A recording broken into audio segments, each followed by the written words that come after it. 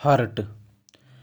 हृदय शंक्वाकार, खोखला एवं मांसल होता है, जो वक्ष गुहा में दोनों फेफड़ों के बीच कुछ बाईं ओर अवस्थित होता है। हृदय रिब्स के पीछे या डायफ्राम से थोड़ा ऊपर होता है। हृदय का वजन लगभग 300 ग्राम होता है। हृदय दोहरी झिल्ली से घिरा रहता है, जिसे पेरिकार्डियम कहते हैं। हृदय तथा पेरिकार्डियम के बीच पेरिकार्डियल फ्लूइड भरा रहता है। पेरिकार्डियल फ्लूइड के द्वारा हृदय का पोषण तथा सुरक्षा कार्य किया जाता है। हृदय स्पेक्ट्रम के द्वारा कोष्ठों में विभाजित होता है।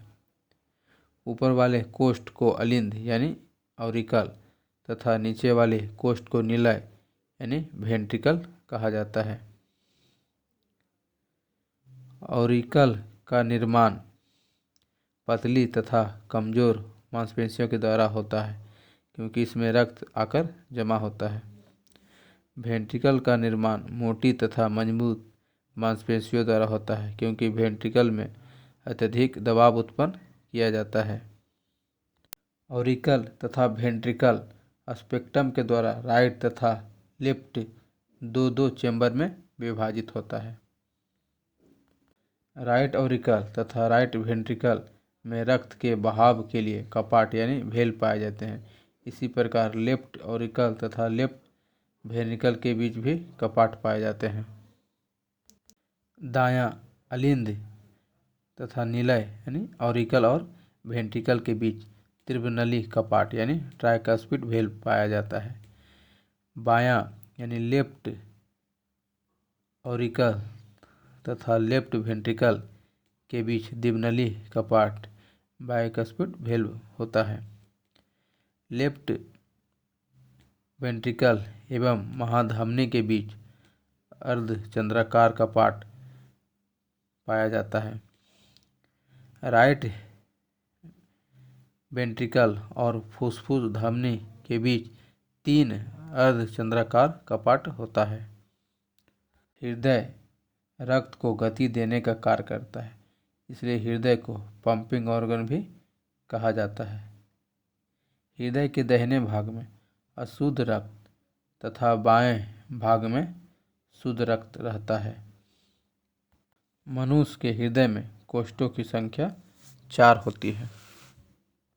हृदय की ध्वनि लब। यह ध्वनि ऑरिकल एवं वेंट्रिकल के बीच कपाट बंद होने से उत्पन्न होता है। डब। यह अर्धचंद्राकार कपाट बंद होने से उत्पन्न होता है। हार्ट बीट यानी हृदय की धड़कन। रक्त को प्रभावित होने के लिए दाब की आवश्यकता होती है, जिसका निर्माण हृदय करता है। दाब को उत्पन्न करने के लिए हृदय संकुचन, इसको कॉन्ट्रैक्शन एंड रिलैक्सेशन तथा इसको अंकुचन की क्रिया कहते हैं। कॉन्ट्रैक्शन तथा रिलैक्सेशन को सामूहिक रूप से हार्ट बीट या हृदय की धड़कन कहा जाता है। तो दूसरे शब्दों में हृदय के सिकुड़ने को सिस्टोल तथा फैलने को डायस्टोल कहते हैं। एक सिस्टोल एवं एक डायस्टोल को सम्मिलित रूप से हृदय की धड़कन यानी हार्ट बीट कहते हैं। रुधिर परिवहन में हृदय पंप की तरह कार्य करता है। हृदय की धड़कन 70 से 72 पर मिनट होती है। सर्वप्रथम 1970 में केथ एंड फ्लैक ने यह बताया कि हृदय की धड़कन का केंद्र राइट ऑरिकल के मांसपेशियों में स्थित होता है, जिसे एसे नोड यानी सीनो ऑरिकल नोड या पेस मेकर कहा जाता है। एसे नोड नर्व फाइबर का बना होता है, जिसके द्वारा तंत्रिका आवेग उत्पन्न किया जाता है।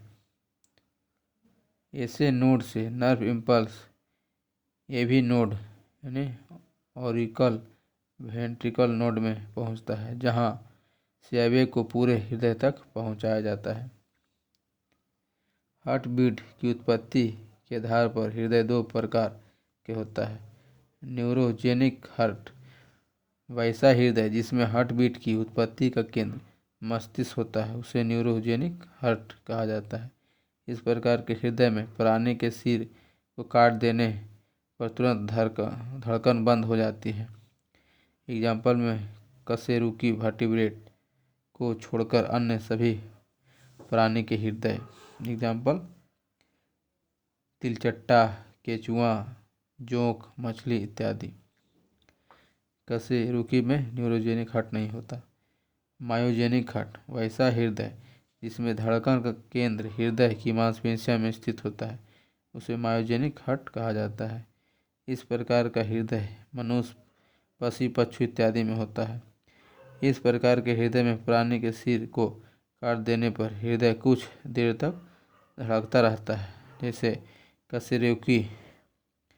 कशेरुकी में मायोजेनिक हार्ट होता है। हार्ट बीट को सुनने वाले यंत्र को स्टेथोस्कोप या फोनोकार्डियम कहा जाता है।